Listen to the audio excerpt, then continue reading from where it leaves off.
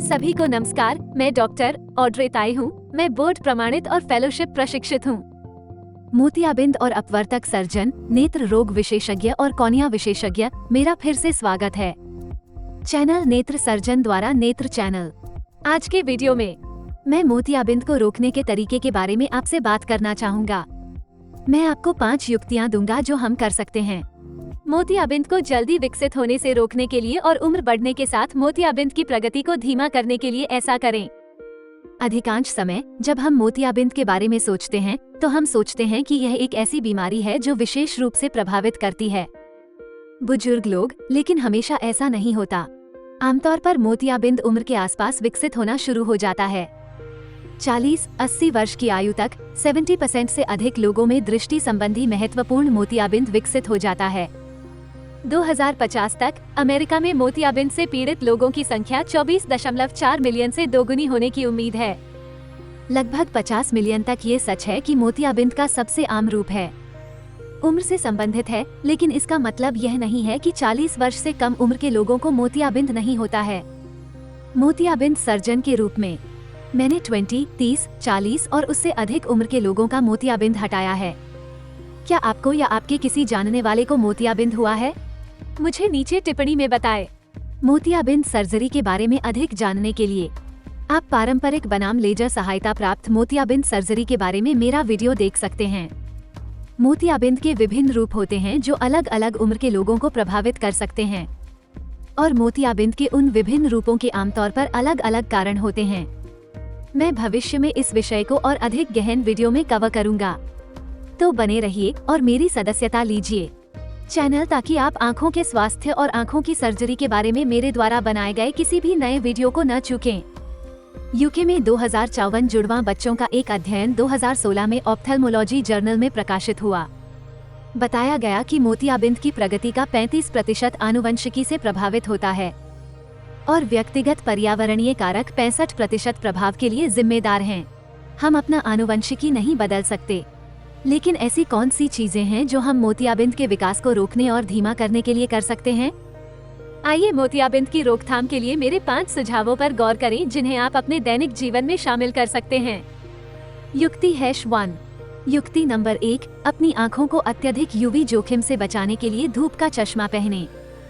मोतियाबिंद तब बनता है जब हमारी आँखों के अंदर का प्राकृतिक लेंस अपनी पारदर्शिता खो देता है। प्रकाश किरणों को हमारी आँखों के पीछे तंत्रिका ऊतक की परत रेटिना तक संचारित करने के बजाय स्पष्ट छवियां बनाने के लिए यह बादल बन जाता है और धुंधली दृष्टि और चमकदार रोशनी से चमक पैदा करता है।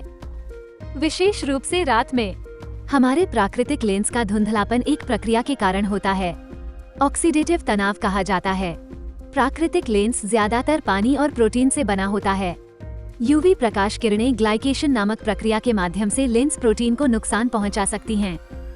लेंस में हानिकारक ऑक्सीडेटिव प्रतिक्रियाएं शुरू हो जाती हैं और लेंस प्रोटीन बादल बन जाते हैं। 2 अलग अलग प्रकार की यूवी प्रकाश किरणें, यूवीए और यूवीबी। यूवीए शरीर में अधिक गहराई तक प्रवेश करता है और लेंस तक पहुंचने की अधिक संभावना हो सकती है। अध्ययन है पाया गया कि ऑक्सीजन की अनुपस्थिति में भी यूवीए प्रकाश लेंस में प्रोटीन ग्लाइकेशन का कारण बन सकता है। हालांकि शोध से पता चला है कि आंखों में प्राकृतिक एंटीऑक्सीडेंट, जिसे ग्लूटाथियोन कहा जाता है, यूवी प्रकाश किरणों के हानिकारक प्रभाव के खिलाफ बहुत कम सुरक्षा प्रदान करता है। कई नैदानिक अध्ययनों ने रोकथाम के लिए एंटीऑक्सीडेंट ग्लूटाथियोन की खुराक की क्षमता का परीक्षण किया है। यह उम्र से संबंधित मोतियाबिंद के विकास को धीमा कर देता है, लेकिन परिणाम मिश्रित रहे। इसलिए जब आप लंबी अवधि के लिए बाहर हों तो अच्छे यूवी संरक्षण वाले धूप का चश्मा पहनना महत्वपूर्ण है। समय की हानिकारक यूवी प्रकाश किरणों को हमारी आंखों में प्राकृतिक लेंस तक पहुंचने से रोकने के लिए मैंने धूप के चश्मे का एक उदाहरण सूचीबद्ध किया है जो 100% यूवी सुरक्षा प्रदान करता है। नीचे दिए गए विवरण में आप देख सकते हैं। युक्ति #2।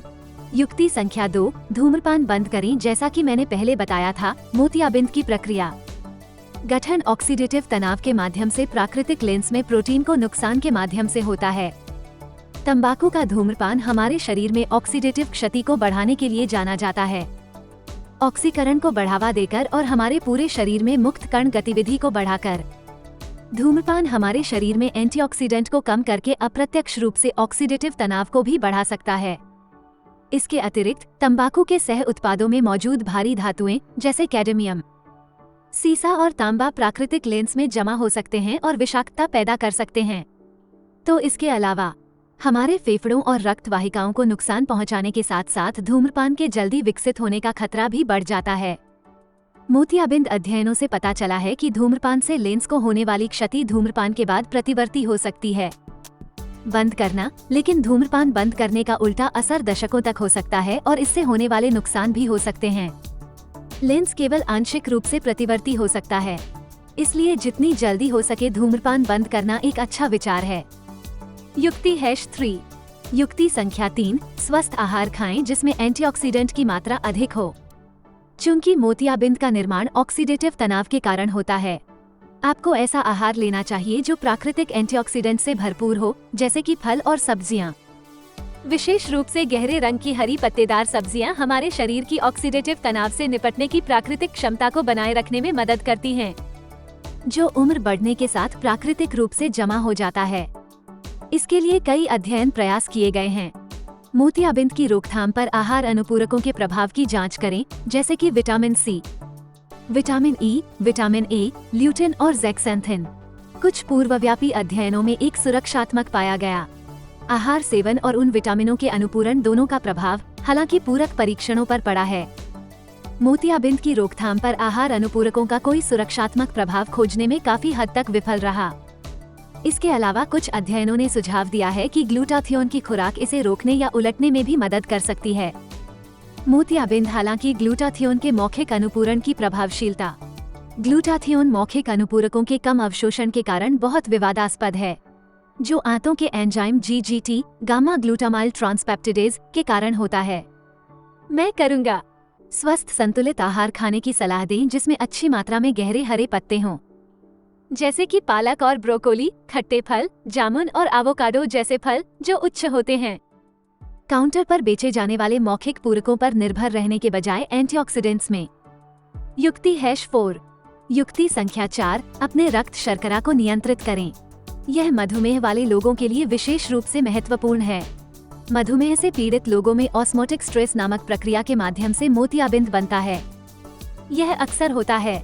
अनियंत्रित रक्त शर्करा और मधुमेह वाले लोगों में तेजी से मोतियाबिंद बनने के लिए जिम्मेदार आसमाटिक तनाव प्राकृतिक लेंस में सोर्बिटोल नामक शर्करा के संचय के कारण होता है, जो लेंस कोशिकाओं और फाइबर को नुकसान पहुंचाता है। साथ ही शुगर लेवल भी बढ़ गया। आपकी आंखों में तरल पदार्थ जिसे जलीय हास्य कहा जाता है, लेंस प्रोटीन के ग्लाइकेशन को भी बढ़ा सकता है और हमारी आंखों में ऑक्सीडेटिव तनाव को बढ़ाता है, जिससे मोतियाबिंद जल्दी बनता है। अध्ययन मधुमेह वाले लोगों में मोतियाबिंद के प्रसार में 3 से 4 गुना वृद्धि देखी गई है। 65 वर्ष से कम आयु वाले लोगों में मधुमेह का खतरा अधिक होता है और उन लोगों में जिनका रक्त शर्करा नियंत्रण खराब है।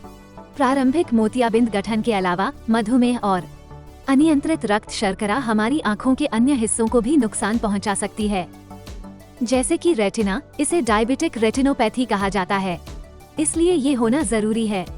यदि आपको मधुमेह है तो अच्छा रक्त शर्करा नियंत्रण रखें या मधुमेह को रोकने के लिए अपनी जीवन शैली में बदलाव करें। युक्ति #5।